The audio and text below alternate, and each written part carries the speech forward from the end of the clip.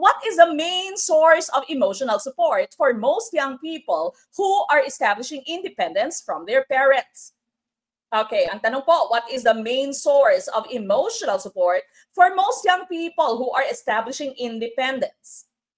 Okay, what is this? Older adolescents of the opposite sex, letter B, older sibling, letter C, teachers, or letter D, peer groups? Main source of emotional support for most young people who are establishing independence. Diba? Napagdaanan natin lahat to, no? Kung dati gusto mong kasama ka lagi ng parents mo, kapag ka nagsisimba, no? Palaging parents, pamilya mo, yung kasama mo, when you get to a certain age, no? Lalong-lalo na teenage years, then your main source of emotional support would be your letter D, peer groups. Na kapag sinabi po nating peer, this is someone who is of the same stature. Parehas kayo ng stature, no? Parehas kayo ng age, for example. Parehas kayo ng grade level. Okay? So, peer groups, yung ating pong hinahanap dito. Letter D is tumpak.